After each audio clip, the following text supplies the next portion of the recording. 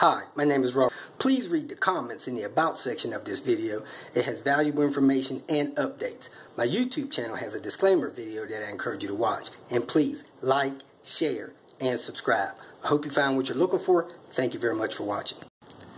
The end of day 14, we had the water pump in, the idler in, the cam seals pressed in place, the cam sprockets back on. It just got too late for me to finish up, so I had to shut it down. I'm going to make some ground on this V70 R series. I'm not sure if I'll get done with it or not because there's a lot to be done, and the owner wants to install a catch can system incorporated with the PCV system.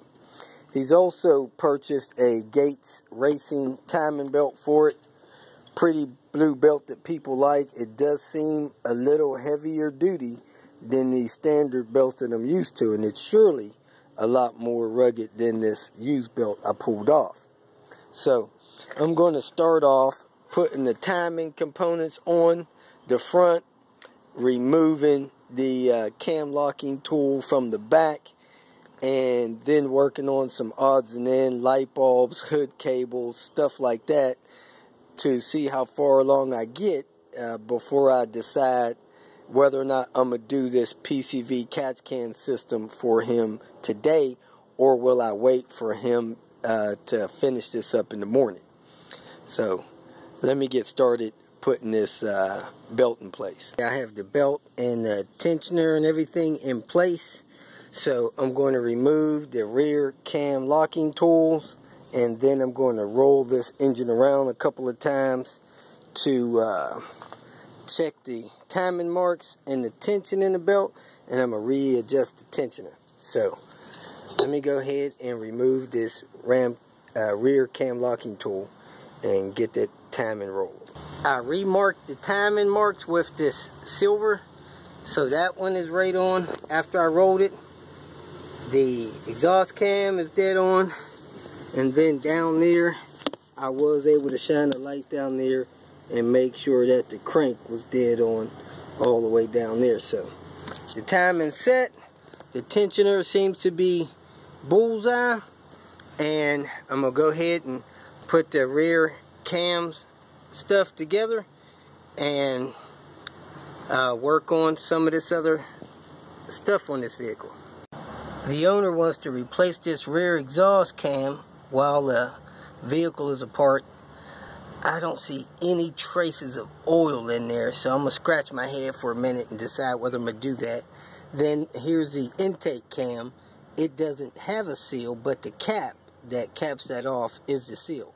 So I'm going to clean that up with some spray and a wire brush and put that cap in there. I have the new rear cam seal installed. I seated it with a 36mm socket. I got this ring cleaned out where this cap seal goes. I'm going to go ahead and install it. I have this rear cap in place. To get it started evenly and get it in really, I put the 36mm socket on there, got it tapped most of the way in, and then I used the 36mm socket and worked my way around to get it flush the whole way around. It seems like it's in good, shouldn't leak. Now I'm going to go ahead and set up my coolant, fill up my coolant system, put in that plug I had for the radiator, and put on the serpentine belt. I cleaned that gunk and sludge out of the inside of that cam socket with brass brush, and also use some non-flammable brakes part cleaner.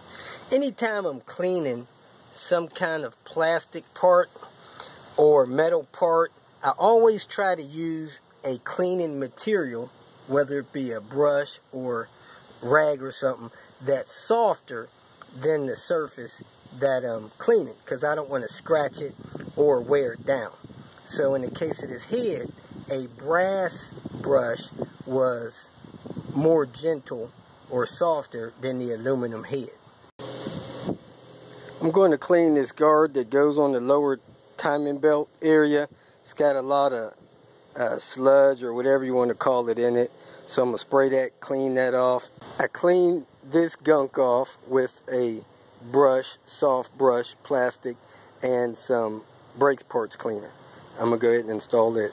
The owner purchased a new serpentine belt tensioner, so I'm going to see if this one fits. It's a little different. It's got a torque in it. I'm going to remove that one and put this one on if it fits. Alright, here's this idler for the auxiliary belt.